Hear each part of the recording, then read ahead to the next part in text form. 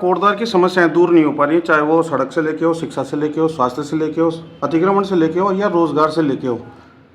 देखिए, जब अभी 2022 में लोग विधानसभा चुनाव थी तो इन्होंने 41 गारंटी कोटद्वार को दी थी। आप एक भी गारंटी इन्होंने 2-2.5 साल में पूरी की हो तो। और मालन पुल का जो मामला 1-1.5 साल से चल रहा है, हम लोग लगातार उस पर संघर्ष कर रहे हैं, लेकिन अभी 2 साल तक मुझे लगता है कि वो पुल बनने वाला नहीं है। भाबर के लोगों की जो सबसे बड़ी समस्या ये खड़ी हो रही है, इसका समाधान जल्दी से होने वाला नहीं है। इसके लिए तो बाबर के लोग भी जिम्मेदार हैं ना कहीं, क्योंकि एक बार भी आके वो वहाँ पर खड़े तो हुए नहीं है। पिछली बार जो एक बार रैली हुई थी वहाँ पर आयोजन किया गया था, वो पूर्व सैनिक संघर्ष समिति द्वारा किया गया था। तो लोग कहाँ तक जिम्मेदार मानते हैं आप लोगों के, बाबर के लोगों को?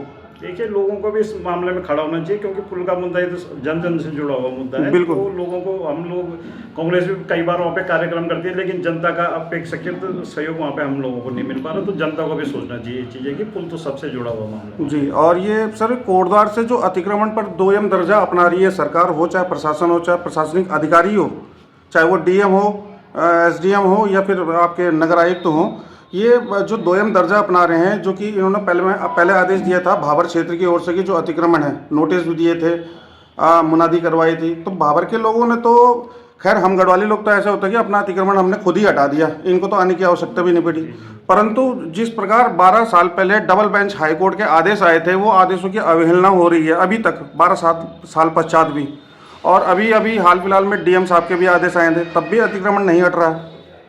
देखिए, सरकार को पारदर्शिता के देख के करना चाहिए और सभी लोगों का ध्यान रखना चाहिए, क्योंकि ऐसी ऐसी बिल्डिंग भी यहाँ पे हैं कि जिनका ये कोना आ रहा है, पूरी बिल्डिंग टूट रही है। तो सभी चीज़ को ध्यान में रख के, और लगातार 12 साल से ये मामला चल रहा है कोटद्वार।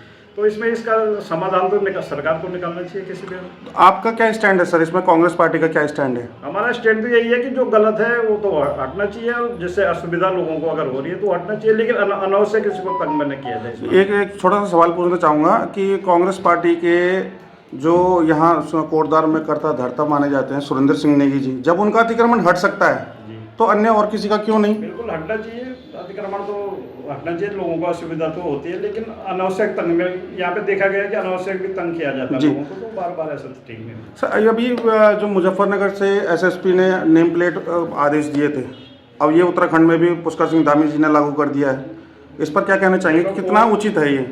कोर्ट द्वारा इसका संज्ञान लिया गया है नेम प्लेट। अब ये मामला मेरे ख्याल से रहा नहीं, लेकिन आप ऐसा राय क्या है? होना नहीं चाहिए। उसे हमारी पार्टी का तो स्टैंड है कि हम तो सब धर्मों को एक लेके चलते हैं, और ऐसा होना नहीं चाहिए।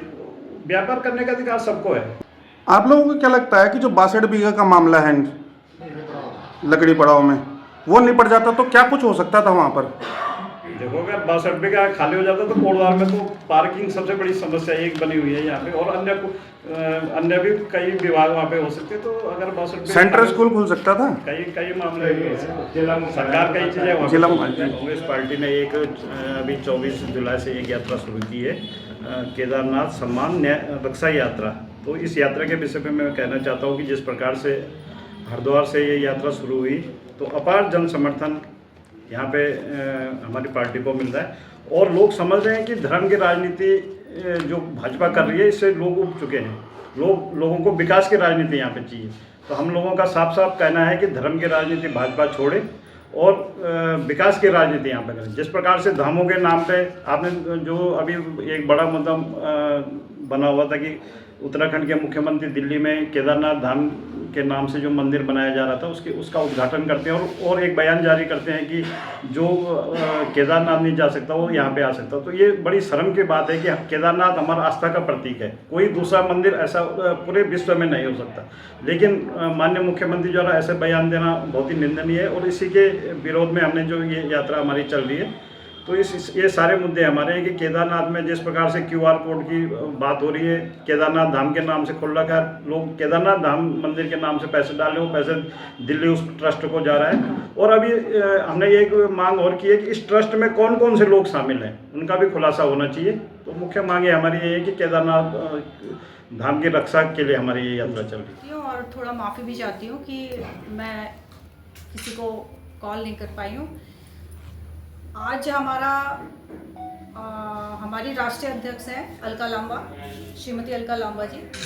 उनके आह्वान पर, उनके नेतृत्व में 29 जुलाई कल सोमवार को हमारा एक देशव्यापी धरना जंतर मंतर पे होने जा रहा है, जिसमें हमारे 3 मुख्य मांगे हैं सरकार से इस समय, और जो महिलाओं को लेकर के हैं।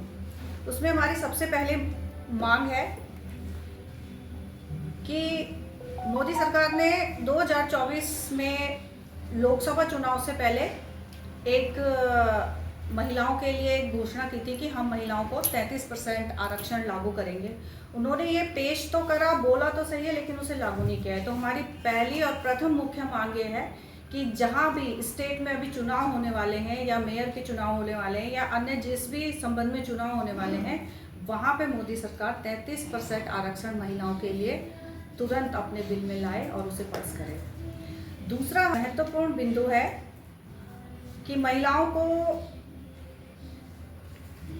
जो ओबीसी की जो महिलाएं हैं, उन्हें ज़्यादा से ज़्यादा वरीयता दी जाए। ओबीसी वर्ग से जो हमारी महिलाएं जितनी भी आती हैं, उनके लिए भी आरक्षण लागू किया जाए और उन्हें ज़्यादा से ज़्यादा धरातल पे लाया जाए। और तीसरी मांग जो मुख्यतः है वो ये है कि इस समय देश भर में हमारे जितना भी महिलाओं पे जो अत्याचार हो रहे हैं, कुकृत्य हो रहे हैं, उन्हें महिलाओं को सुरक्षा प्रदान की जाए पूरे देश में। और ये अलका लांबा जी की तरफ से ये विशेष महिलाओं से अनुरोध है कि हमारा देश में जितनी भी आधा आबादी हमारी महिलाओं की जो है, वो अपना हक मांगने के लिए आगे आए। हम सभी देश के जितने भी राज्य हैं, जितने भी हमारे राज्यों में जितने भी प्रदेश महिला अध्यक्ष हैं, जितने महिला अध्यक्ष हैं, जिला अध्यक्ष हैं, हम सभी को और प्रत्येक महिला को कह रहे हैं कि वो घर से बाहर निकले और अपने मांगों के लिए, अपने हक के लिए आगे आकर के, अपने न्याय की लड़ाई के लिए आगे आकर के आगे आएँ और हमारा साथ दें। हम सभी महिलाओं को घर से निकलने के लिए आग्रह करते हैं, आमंत्रित करते हैं कि कल 29 जुलाई सोमवार को जंतर मंतर पर देशव्यापी जो धरना है, वो पूर्णतः, अगर कल का हमारा धरना सफल होता है और हम लोग इसमें सफल होते हैं, मोदी सरकार हमारी बातों को मानती है, नहीं तो हम जिलों से लेकर के, राज्यों से लेकर के हर जगह इस धरने को आगे बढ़ाएंगे।